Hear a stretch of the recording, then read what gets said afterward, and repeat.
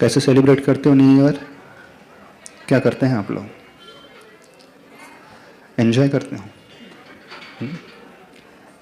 Enjoyment में क्या करते हो? खाना पीना, घूमना फिरना, खेलना कूदना, म्यूजिक, यही यही होता है। और 31st को लेट नाइट पार्टीज पार्टीज चलती हैं और क्या चलती हैं? 31st की भी पार्टी है और 1 जन की भी पार्टी है। दोनों पार्टीज होती हैं, लेकिन फुल्ली एंजॉयमेंट होता है शरीर संबंधी। आत्मा संबंधी भी कुछ होता है कि नहीं होता है? तो आज शाम को पुराने तरीके को छोड़ करके नए तरीके से 31st को सेलिब्रेट करना है। कौन सा नया तरीका? चूंकि आप श्रावक हो और बिना गाना बजाए, बिना म्यूजिक, बिना सॉन्ग्स, बिना झूमे तो आनंद आता नहीं है। झूमना आपको बहुत अच्छा लगता है, गुनगुनाना बहुत अच्छा लगता है, नृत्य करना बहुत अच्छा लगता है। बिना नृत्य को त्यागे यदि एक चीज आप सभी लोग कर लें तो वो क्रिया करते हुए भी आप बड़ा अच्छे से धर्म ध्यान कर सकते हैं। अभी तक जो आप नृत्य ज्ञान करते हैं वहां दृष्टि मन को बहलाने की होती है, लेकिन वही नृत्य ज्ञान यदि पूजा भक्ति को लेकर के हो जाएगा तो उसमें आपको पुण्य का भी आश्रय होने लगेगा। व्यक्ति के पैर थिरकते हैं म्यूजिक को सुनकर के, सॉन्ग्स को सुनकर के, और व्यक्ति की गर्दन झुकती है, हाथ जुड़ते हैं, गर्दन मटकती है प्रभु की भक्ति करके। दोनों ही परिस्थिति में, दोनों ही सिचुएशन में नृत्य होता है, लेकिन एक में वह संसार बढ़ाने वाला कारण सिद्ध हो जाता है और दूसरे में वह संसार को घटाने का कारण सिद्ध हो जाता है। आचार्य भगवान ये कहते हैं, चूंकि आप ये सब छोड़ नहीं सकते, कोई आवश्यकता नहीं छोड़ने की। उन क्रियाओं को जो आप कर रहे हैं करते चले जाओ, लेकिन थोड़ा सा अपना पर्पस बदल लो, बस इतना ही करना है। पर्पस बदलते ही, उद्देश्य बदलते ही वही क्रिया आपकी समीचीन क्रिया हो जाएगी। ज्ञानी और अज्ञानी में इतना अंतर होता है, ज्यादा अंतर नहीं होता है। ज्ञानी भी वही क्रियाएं करता है जो अज्ञानी जीव करता है संसार में रहते हुए। दोनों उसी संसार में रहते हैं, दोनों उसी सिचुएशन में, उसी एनवायरनमेंट में रहते हैं, दोनों उन्हीं लोगों के साथ, उसी प्रकार की कंपनी के साथ रहते हैं। लेकिन अज्ञानी जीव जो है अपने संसार को बढ़ाता है, कर्म का आश्रय करता है, भटकते रहता है, दुखी होता है, कष्ट पाता है। लेकिन ज्ञानी जीव उसी संसार में रहते हुए वो धीरे धीरे क्रमशः सुखी भी हो जाता है। बस देखने का नजरिया दोनों का भिन्न भिन्न होता है। बस इस नजरिए को यदि आप बदल लो तो बहुत कुछ अच्छा हो सकता है। नृत्य करने के लिए बिल्कुल मना नहीं किया जा रहा है, लेकिन नृत्य किसके लिए करना, बस इस बात को समझ लेना। अभी तक जो आप नृत्य करते हो, किस लिए करते हो? क्यों? सॉन्ग को सुनकर के डांस करते हो, किस लिए करते हो? करते तो हो। क्यों नृत्य करते हो? म्यूजिक सुनकर के अपने आप थिरकने लगते हैं पैर, वहां मन बहलता है। लेकिन प्रभु की भक्ति के स्वरूप में नृत्य करोगे, वही क्रिया आपकी बहुत अच्छी क्रिया हो जाएगी। खाते पीते घूमते फिरते क्या धर्म हो सकता है कि नहीं हो सकता है? पंडित जी, आप संसार को त्यागे ना तो भी धर्म हो सकता है? हो सकता है। जब व्यक्ति स्नान करता है तो उसमें पाप होता है, और वही स्नान यदि वो प्रभु के अभिषेक के लिए कर ले तो पुण्य कहला जाएगा। व्यक्ति कपड़े बदलता है, अच्छे अच्छे ड्रेसेस पहनता है, आभूषण पहनता है, वहां पाप है। लेकिन वह इंद्र बनकर के बहुत अच्छे आभूषण पहने, बहुत अच्छी ड्रेसेस पहने, वो उसकी ड्रेस पहनने की क्रिया, शरीर को श्रृंगार करने की, सजाने की क्रिया जो है पुण्य की क्रिया, धर्म की क्रिया हो जाएगी। क्यों? क्योंकि वो क्यों सज रहा है, क्यों अच्छी अच्छी ड्रेस पहन रहा है? प्रभु की भक्ति करना है, प्रभु की पूजन करना है। देखना आप लोग क्या करते हो। आपसे बिल्कुल नहीं छुड़वाया जा रहा, जो आप कार्य कर रहे हो बिल्कुल त्याग नहीं कराया जा रहा। करो, जी भर करके करो, लेकिन उस पर्पस को थोड़ा सा बदल लो। बस पर्पस बदलते ही सारा संसार बदल जाएगा। वही क्रिया आपके लिए ऊपर उठाने वाली क्रिया साबित हो जाएगी। खाओ आप लोग, बहुत अच्छा, अच्छे से अच्छा खाना चाहते हो ठीक है खा लो, लेकिन खाना क्यों, भोजन क्यों? आप लोग भोजन करते हो, क्यों करते हो? क्यों करते हो बताना? शरीर मजबूत बनाने के लिए, बॉडी फिटनेस के लिए, सुंदर दिखने के लिए, लोगों को अट्रैक्ट करने के लिए, हेल्दी फूड, विषय कषाय के सेवन के लिए। भोजन करो अच्छे से, अच्छा हाइजीनिक फूड है, न्यूट्रिशियस वैल्यू वाला फूड है, विटामिन वाला है, फ्रूट्स है, ड्राई फ्रूट्स खूब खाओ, लेकिन ये सोच करके खाओ जिससे इस भोजन से जब मेरा शरीर बनेगा तो इस शरीर का मैं प्रयोग जो है अच्छे कार्यों के लिए करूँगा, धर्म कार्यों के लिए करूँगा। साधु के लिए कहा जाता है, साधु जीवन भर उपवास से रहते हैं, साधु कभी आहार नहीं करते, पता है आपको? मुनि महाराज कभी आहार नहीं करते, करते हैं आहार? बताओ, मुनि महाराज आहार करते कि नहीं करते? दिन में कितने बार करते? एक बार करते हैं। नहीं, हम कह रहे हैं कि आज साधु जो होते कभी आहार नहीं करते। आचार्य कुंद कुंद देव कहते हैं, मुनि होते हैं जो साधु परमेष्ठी होते हैं, आचार्य उपाध्याय होते हैं, वो कभी अशन नहीं करते, उनका हमेशा अनशन चलता है। आश्चर्य लग रहा है। जस अणेषणमप्पा खादन्न पीना खादति, गच्छन्न पीना गच्छति, पश्यन्न पीना पश्यति, ब्रुवन्न पीना ब्रूति। एक श्लोक आता है अष्टोपदेश में, ब्रुवन्न पीहि न ब्रूते, गच्छन्न पीना गच्छति, स्त्री कृतात्म तत्वस्तु, पश्यन्न पीना पश्यति। यानी वे जो होते हैं ज्ञानी जीव, बोलते हुए भी नहीं बोलते हैं, देखते हुए भी, ब्रुवन्नपि ही न ब्रूते, बोलते हुए भी नहीं बोलते, पश्यन्नपि न पश्यति, देखते हुए भी नहीं देखते, गच्छन्नपि न गच्छति, चलते हुए भी वो नहीं चलते, खादन्नपि न खादति, भोजन करते हुए भी वो भोजन नहीं करते। कैसा है? कैसे संभव है? आप जानते, हम जानते, साधु तो रोज 24 घंटे में एक बार तो भोजन करते हैं, आहार करते हैं ना, पर आचार्य भगवान कहते नहीं, वे आहार नहीं कर रहे। वे आहार कहाँ करते हैं? वे भोजन कहाँ करते हैं?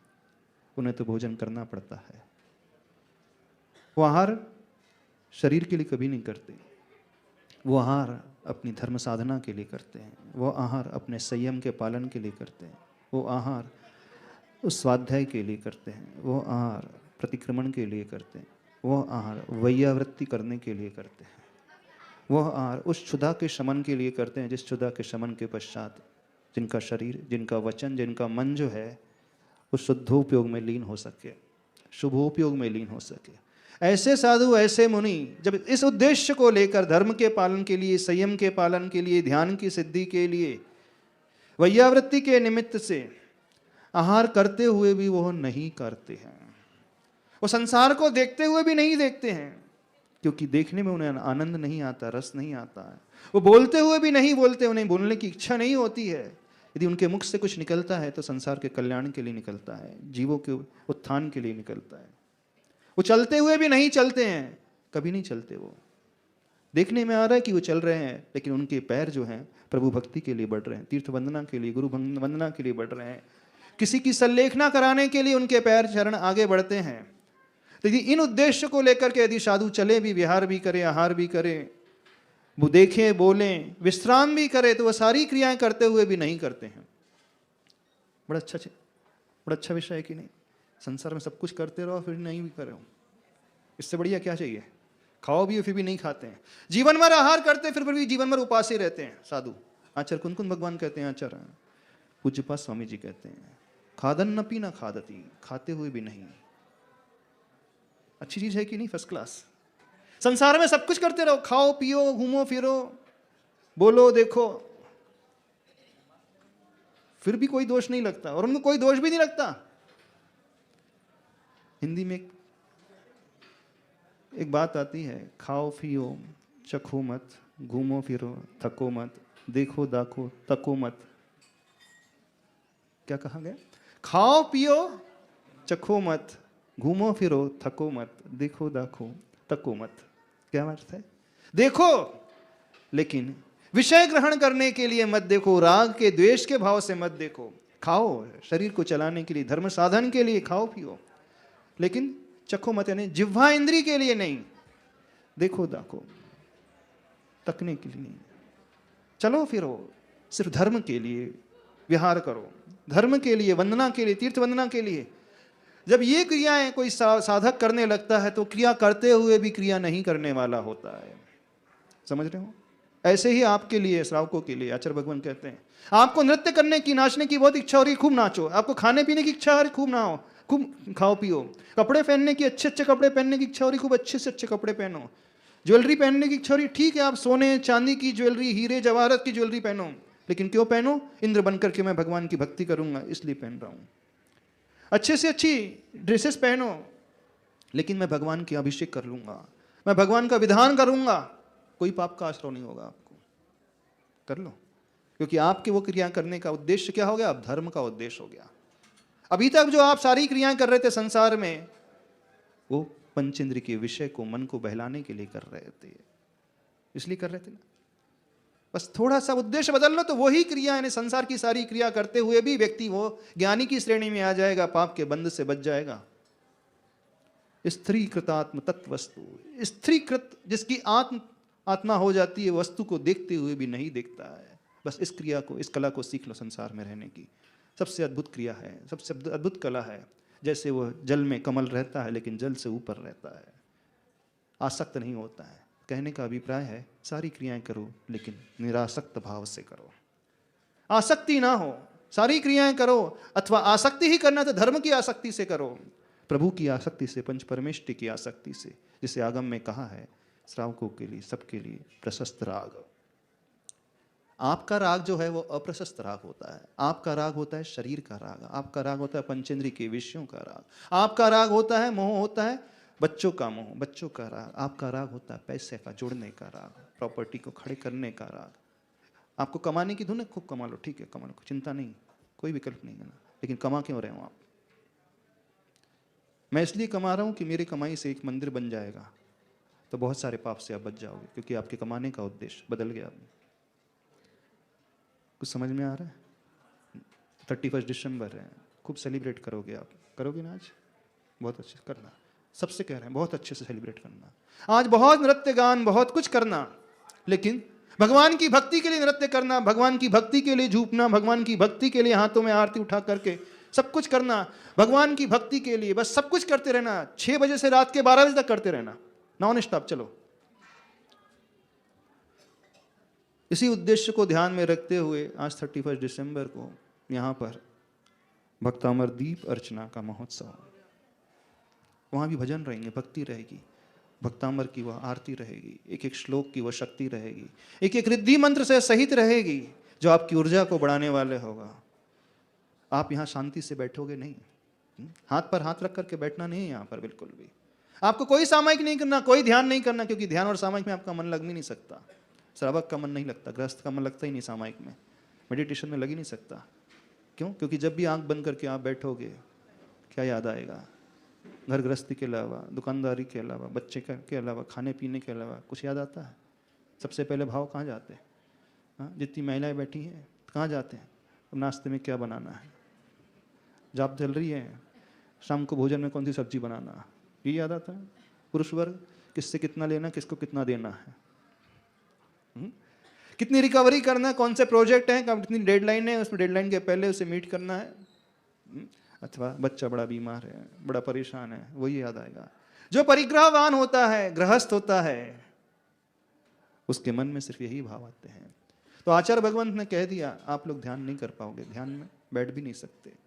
सामयिक एक अभ्यास के रूप में होता है, उससे ज्यादा हो ही नहीं सकता, क्योंकि निर्विकल्पता आ ही नहीं सकती, क्योंकि विकल्पों में आप डूबे हुए हैं, कीचड़ में धंसे हुए हैं, ऊपर से लेकर नीचे तक पंचेंद्रिय के विषय में फंसे हुए हों, घर परिवार से घिरे हुए मोह से बंधे हुए हों। और जो मोही होता है, विकल्प से घिरा हुआ है, गृहस्थ होता है, परिग्रहवान होता है, वो कितना भी पुरुषार्थ कर ले शांति से बैठने का, वो श्वासोच्छ्वास पर ध्यान दे ले, प्राणायाम तो हो जाएगा, लेकिन उसका ध्यान मेडिटेशन नहीं होगा, सामायिक नहीं होगी, कथनचित भावनाएं हो जाएंगी, लेकिन उच्च श्रेणी की जो बात की जाती है, निर्जरा वाली बात, वो हो ही नहीं सकती। तो श्रावक के लिए वो रास्ता है ही नहीं। इस कारण श्रावक को आचार्य भगवान ने आप लोगों के लिए कह दिया है, भक्ति ही एकमात्र ऐसा रास्ता है, पूजा ही एकमात्र ऐसा रास्ता है आप लोगों के जीवन में, जिससे आप अपना कल्याण कर सकते हो। यानी प्रशस्त राग का वो रास्ता है, शुभ उपयोग का रास्ता है। बस यदि ये अपना लो तो आप सब कुछ करते हुए बहुत कुछ पापों से बच सकते हो, बच जाओगे। तो क्या करना है? सबसे कह रहे हैं आज 31 को कैसे सेलिब्रेट करना है? बस हमारा हर कदम, हमारे हर हाथ की एक्शन, हमारे आंखों की क्रियाएं, हमारे कानों की क्रियाएं, पूरे पांचों इंद्रियों की क्रियाएं जो भी होंगी, इन पांचों इंद्रियों का प्रयोग हम जिस भी क्षेत्र में करेंगे अपने लिए नहीं करेंगे, प्रभु के लिए करेंगे, भक्ति के लिए करेंगे। आपका उसमें नृत्य गान सब कुछ होगा, थिरकना भी होगा, आपका एक आसन में बैठना नहीं होगा। सब कुछ करते हुए भी आप हर पल पुण्य ही कमाओगे। तो कैसे मनाओगे आज? पुण्य कमाना है ना। कहीं पब वगैरह में तो नहीं जाओगे, बियर बार वगैरह में, डिस्कोथेक में, किसी क्लब में। महाराज जी क्लब में तो जाते नहीं, हम लोग अपने टेरेस में पार्टी कर लेते हैं, घर की छत पे ही, सोसाइटी की छत पे ही, है ना, बिल्डिंग की छत पे, अथवा किसी ग्राउंड में जा कर के, किसी होटल में जा कर के। नहीं, वहाँ सिवाय पाप के आश्रय के कुछ नहीं होगा। तो थोड़ा सा अपना नज़रिया बदलो। जो भी हम अपने शरीर का प्रयोग करेंगे, जो इंद्रियों का प्रयोग करेंगे, जैसा भी जितना भी हम खर्च करेंगे, सिर्फ धर्म के लिए, धर्म को लक्ष्य में रख करके, प्रभु को लक्ष्य में रख करके, पंच परमेष्टि को लक्ष्य में रख करके शुभोपयोग की सारी क्रिया करेंगे, तो इसमें पाप का आश्रय बहुत मिनिमम, पुण्य का आश्रय बहुत अधिक हो जाएगा, बहुत अच्छा हो जाएगा। तो आज सभी को इस तरीके से, बल्कि हर व्यक्ति को, चाहे पूना का हो चाहे बाहर का हो, इस तरीके से 31 दिसंबर अथवा जाने वाला वर्ष मनाना चाहिए। वैसे जैन धर्म के अनुसार तो भगवान महावीर स्वामी के निर्वाण के पश्चात ही नया वर्ष लग जाता है, लेकिन लोक मान्यता के अनुसार एक लौकिक सत्य भी होता है। प्रचलन में जो है इंग्लिश कैलेंडर के अनुसार यह भी पुराना वर्ष जा रहा है और नया वर्ष आ रहा है, तो जाते हुए वर्ष को इस भाव से मनाना है। उसके पश्चात आने वाला वर्ष है, वर्ष की शुरुआत कैसे करोगे? यदि आप चाहते हो आने वाला 2024 आपके लिए बहुत अच्छा हो, तो सबसे कहना चाहते हैं सूर्योदय के पहले उठ जाना। सनराइज होने के पहले उठ जाओगे तो आप उस ऊर्जा को ग्रहण कर पाओगे। यदि जीवन में उदय चाहते हो, अपने ज्ञान सूर्य का उदय चाहते हो, चरित्र सूर्य का उदय चाहते हो, अपनी अच्छाई की सूर्य का उदय चाहते हो, तो मंगलाचरण जो है सूर्योदय के पूर्व कर लेना और पहले दिन अच्छे कार्य से शुरुआत करना। कौन से? अपने शरीर का सदुपयोग करके, अपनी इंद्रियों का, आंख का सदुपयोग करके, अपने हाथों का सदुपयोग करके। नए वर्ष के प्रथम दिन सूर्योदय के पश्चात जब दिन की शुरुआत हो जाती है, तो इन आंखों से सबसे पहले किसे देखना? पति पत्नी को मत देख लेना, आईने को मत देख लेना, तो आप तो सीधे तरफ मिरर को देखोगे। पति पत्नी नहीं, आईने नहीं, प्रभु के दर्शन इन आंखों से हो जाए, गुरु के दर्शन इन आंखों से हो जाए, तो मानना आपकी आंखें जो हैं बहुत अच्छी मानी जाएंगी। या आपके हाथ जो हैं प्रभु के चरणों में झुक जाएं, आपके हाथ प्रभु के चरणों का स्पर्श कर लें। कल के दिन प्रभु के चरणों का स्पर्श करने से मत चूकना, आपके हाथों से प्रभु का वो मस्तकाभिषेक हो जाए। बिल्कुल उस गंधोदक को मैं अपने हाथों से बनाऊं, क्योंकि वो मंगलाचरण है। मंगलाचरण पहला कदम माना जाता है। और याद रखें, किसी भी जर्नी का पहला कदम यदि गलत दिशा में बढ़ जाए तो आने वाले सारे कदम उसके गलत दिशा में ही बढ़ते हैं, और पहला कदम यदि सही दिशा में है तो आने वाले सारे कदम भी सही रहेंगे। पहला स्टेप सबसे इंपॉर्टेंस रखता है, सबसे अधिक। तो कल नया वर्ष का पहला दिन है, तो आपका पहला कदम मंदिर की ओर हो, गुरु के पास हो, गुरु के चरणों की रज लेने वाली बात हो, उस गंधोदक को हम ले सके। खाली हाथ कोई नहीं आएगा, खाली हाथ कोई नहीं जाएगा प्रभु के पास। अपने हाथों में श्रीफल लेकर के, यदि खाली हाथ जाओगे तो खाली हाथ ही लौट करके आओगे, खाली नहीं, भरे हाथ जाना है। तो दृष्टि में प्रभु गुरु आ जाए, हाथों का प्रयोग से प्रभु के चरण स्पर्श कर ले, कानों से कुछ सुने, प्रभु का वो मंत्र सुन लेना। आपके मुख से कुछ शब्द निकले तो अच्छा शब्द निकले कल, कोई ऐसा वैसा शब्द नहीं, कोई कषाय से भरा हुआ नहीं, क्रोध से भरा हुआ नहीं, चिल्लाने वाला नहीं, अपशब्द नहीं, गाली गलौज नहीं, संसार वाले शब्द ना निकले, परिवार वाले शब्द नहीं, मोह के शब्द नहीं, हाँ, जो मोह से हमें ऊपर उठा करके मोक्ष के निकट ले जा सके, कुछ ऐसा शब्द। तो कोई इस मंत्र जाप नमोकार मंत्र से पढ़ लेना। आपका जो इष्ट मंत्र है उस मंत्र को, आपके जो मूल नायक भगवान है, इष्ट हैं, उन इष्ट प्रभु का जयकारा। अपने गुरु को याद कर लेना, गुरु की माला फेर लेना, आचार्य भगवान की माला फेर लेना, अपने जिह्वा को पवित्र कर लेना।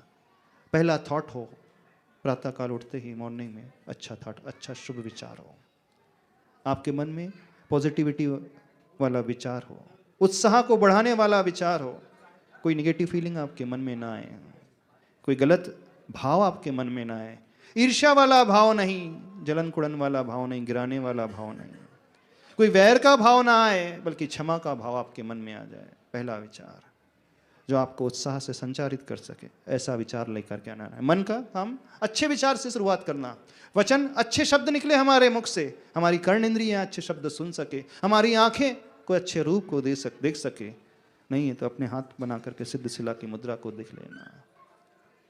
बिल्कुल आपके चरण बढ़े तो प्रभु की ओर, गुरु की ओर बढ़े, आपके हाथ प्रभु के चरणों को छू पाए, प्रभु के चरणों का स्पर्श कर पाओ।